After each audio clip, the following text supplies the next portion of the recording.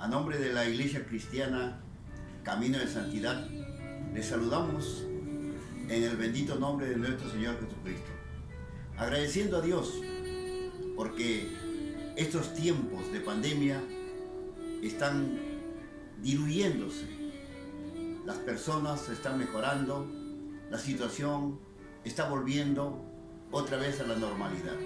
Por ello, queremos dar gracias a Dios. Compartiremos de manera sucinta el día de hoy la persona de nuestro Señor Jesucristo. ¿Quién es Jesucristo? ¿Por qué se le invoca el nombre de Jesucristo? ¿Por qué la bendición de Cristo alcanza a unos y a otros no? ¿Qué está pasando en la humanidad? ¿Estamos buscando a Cristo? ¿O oímos de Cristo y no obedecemos sus mandatos? La palabra de Dios en Hebreos capítulo 1 dice lo siguiente: Dios, habiendo hablado muchas veces y de muchas maneras en otro tiempo a los padres por los profetas, en estos postreros días nos ha hablado por el Hijo, a quien constituyó heredero de todo y por quien asimismo hizo el universo, el cual, siendo el resplandor de su gloria y la imagen misma de su sustancia, y quien sustenta todas las cosas con la palabra de su poder, habiendo efectuado la purificación de nuestros pecados por medio de sí mismo, se sentó a la diestra de la majestad en las alturas.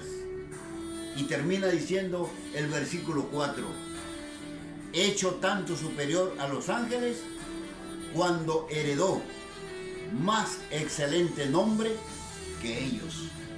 Hebreos capítulo 1, de los versos 1 al 4. Como dije, de manera sucinta queremos en esta hora compartir la palabra de Dios. ¿Quién es Jesucristo? La respuesta que podemos darla de manera tácita es: Jesucristo es el verdadero Dios. Los profetas desde el Antiguo Testamento lo anuncian como el Mesías, el que había de venir, el Cristo. Génesis capítulo 3, versículo 15, vislumbra al Salvador Jesús.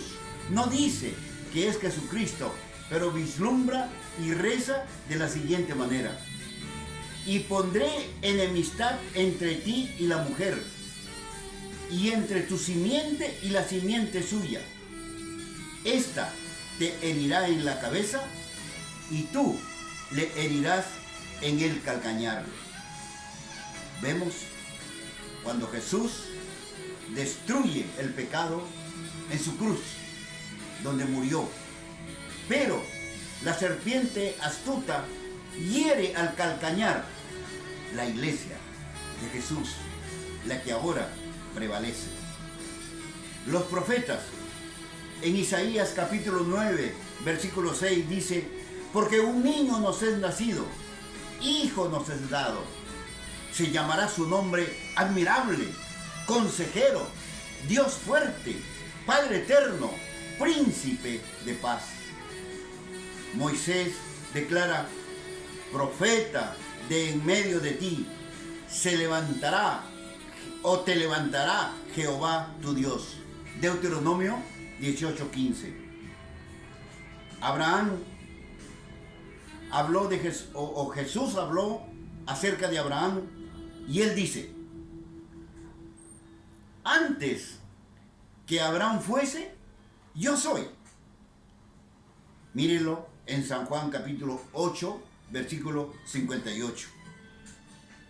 Y luego refiere en el capítulo 3, versículo 13, el que descendió del cielo. Jesús está hablando. Jesús está diciendo: antes de que Abraham fuese, yo soy. Filipenses en el capítulo 2, haciendo un resumen acerca de Jesús, dice, el cual, siendo en forma de Dios, no estimó ser igual a Dios como cosa a que aferrarse. Filipenses capítulo 2, versículo 6. En el versículo 5 dice, haya pues este sentir que hubo, así como en Cristo Jesús, que lo haya entre vosotros. Dejó su gloria divina para venir a este mundo. ¿Cómo fue su nacimiento?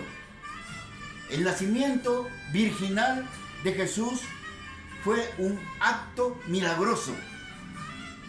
Tomó la naturaleza humana original. Escuche lo que estoy diciendo. Naturaleza humana original. El preexistente y divino que había de nacer sin pecado, concebido por el Espíritu Santo y nacido de la Virgen María. Estoy en San Lucas, en el capítulo 1, del 26 al 38. Estas citas bíblicas usted ya después lo puede revisar con más paciencia. El Dios con nosotros, el Emmanuel, del cual el anciano Simeón dijo, mis ojos han visto tu salvación. San Lucas capítulo 2, versículo 30. Y él dice, contento, ya puedes llevarme, Señor, porque he visto al Salvador. Jesús es el cumplimiento de toda profecía. Mateo es bastante enfático en hablar acerca del Mesías, entrelazando el Antiguo con el Nuevo Testamento. Mateo capítulo 1. ¿Qué en cuanto a la vida de Jesús? Como hombre, como niño, se sujetó y fue obediente. Como joven, fue respetuoso y dócil. Está en Lucas capítulo 2, versos 51 y 52. Como hombre, fue santo, inocente, limpio. Hebreos capítulo 7, versículo 26.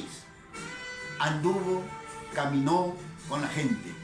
Ayudó en cada instante cuando le pidieron y aun cuando no le pidieron. No tuvo pecado. Primera de Pedro capítulo 2 versículo 22 dice, no hizo pecado ni hubo engaño en su boca. En algunos templos o iglesias la gente se pregunta, ¿y Jesús pecó? ¿Y pecaría Jesús? Pedro es enfático en 1 de Pedro capítulo 2, verso 22. ¿Cuál fue el ministerio de Jesús? Su ministerio empieza con su bautismo. Lucas capítulo 3, versículos 21 y 22. Cuando la voz del Padre dice, este es mi Hijo amado, en quien tengo complacencia, a él oídle. Y el Espíritu Santo en forma de paloma viene y se posa en Jesús. Dice que Mateo registra en el capítulo 4 que había alcanzado el ayuno de 40 días y 40 noches. Luego dice la palabra en San Lucas capítulo 4 versículos 18 al 21. Hoy se ha cumplido la Escritura. Y entonces la gente se sorprendió. ¿Cómo es que la Escritura se va a cumplir? Pero Jesús es el cumplimiento de la Escritura. El Mesías habría de venir y vino a este mundo. Y Lucas lo registra allí, capítulo 4, versos 18 al 21. Hizo muchos milagros. Dice San Juan capítulo 20 que si los milagros de Jesús se hubieran escrito, no cabería un libro en la tierra. Es una hipérbole, desde luego, pero fueron muchos los milagros que Jesús realizó y algunos no se registraron. Vivió bajo la unción del Espíritu Santo. Jesús fue obediente. Dios puede cambiar la ley natural. Los milagros eran sorprendentes. ¿Quién es este hombre que hace milagros, que resucita a los muertos? ¿Quién es este hombre? Jesús lo hizo, cambiando la ley natural por orden de su Padre. San Juan capítulo 3, versículo 2. Su servicio. ¿Qué dijo Jesús en San Marcos 10:45? El Hijo del Hombre no ha venido para ser servido, sino para servir y dar su vida en rescate de muchos. Él permitió ser adorado. Hoy quisiéramos tener a un Jesús, por más bello, por más pintado que sea, una pintura. Algunos dicen, vamos a adorar a Jesús. Pero Jesús ya no está entre nosotros. Está el Espíritu Santo. Cuando Él estuvo en tierra, Él permitió ser adorado. San Mateo 14:33. Vinieron y le adoraron. Los apóstoles no permitieron ser adorados.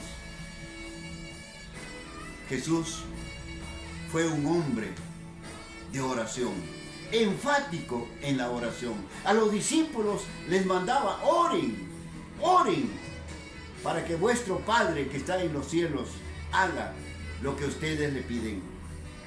Él se apartaba a lugares desiertos para orar.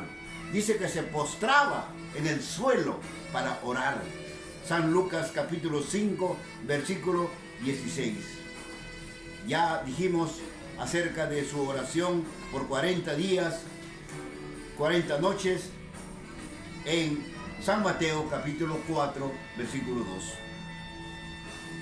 El Dios hombre, la divinidad de Jesús, una persona teantrópica, la unidad de ambos, el hombre y el ser divino.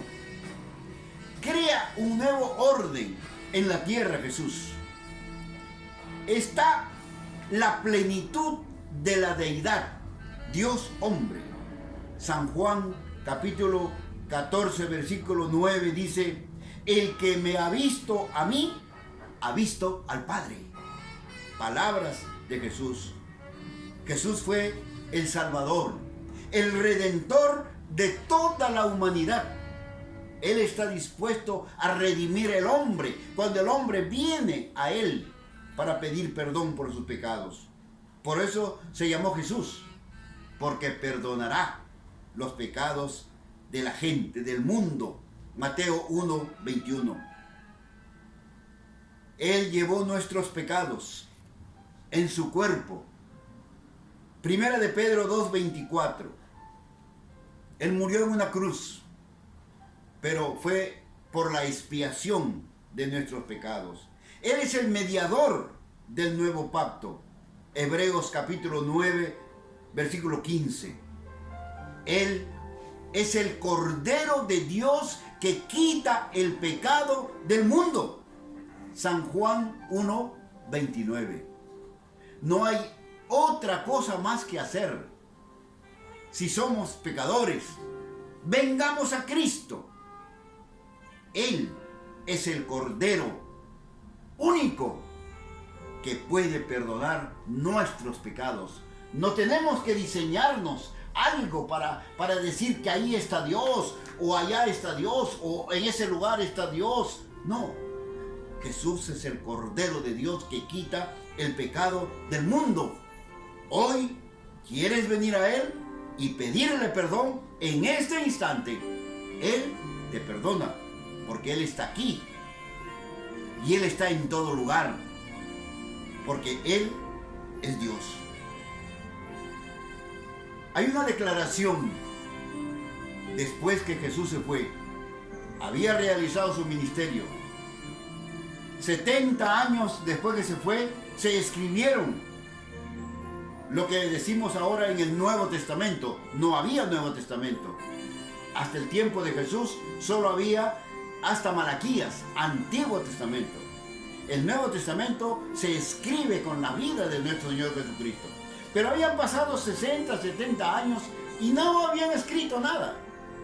Entonces comenzaron a escribir. 325 se reúnen los concilios. El primer concilio, el concilio de Nicea. El segundo concilio, el de Constantinopla, 381. Y el último, el de Calcedonia, 451 después de Cristo. Y ellos creen en esta única enseñanza ortodoxa y que registra así: Jesucristo es el Hijo de Dios, el Dios hombre, Dios de la sustancia del Padre que existió antes de los mundos, y hombre de la sustancia de su madre, nacido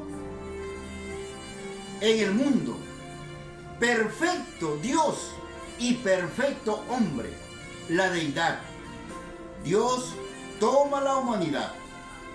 Dios y el hombre son un Cristo, porque Cristo no es un nombre. Cristo denomina la sustancia de Dios, la santidad de Dios. Quiero ir terminando hablando acerca de que este Cristo, como dice Juan 1:14, habitó entre nosotros. La gente tuvo el privilegio de caminar con Cristo, de andar con Cristo. Como el Hijo del Hombre, Hebreos 2:14. Él también participó de carne y sangre. La Biblia registra que Jesús tuvo naturaleza humana. ¿Por qué? Porque tuvo hambre. Mateo capítulo 4, versículo 2. Porque tuvo sed. San Juan capítulo 19, verso 28. Porque se cansó. San Juan capítulo 4, versículo 6. Tuvo alma. San Juan capítulo 12, verso 27. Y también Mateo 26, 38.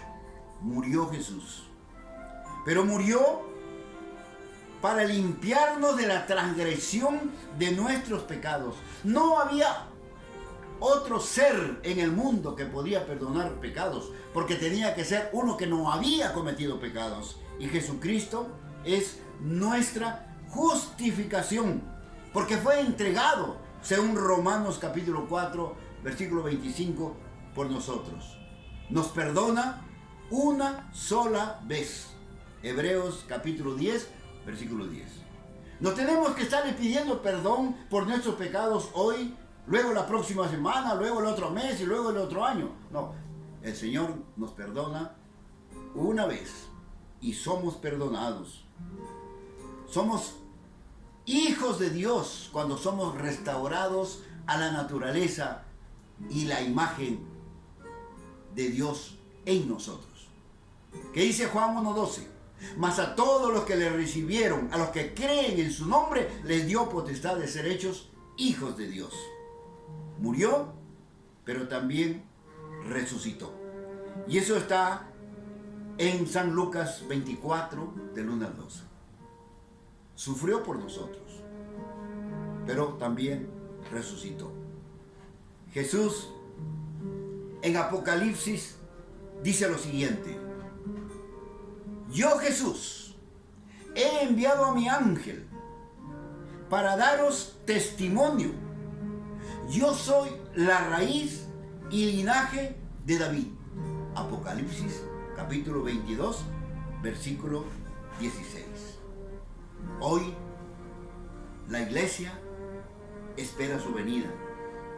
La iglesia, la eclesía, ¿cómo se le llama? Porque somos llamados a salir a predicar el evangelio.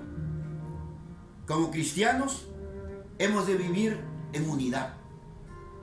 No hay iglesia que esté en contraposición con otra iglesia. No hay una familia que esté peleando con otra iglesia. Hablo de la familia cristiana.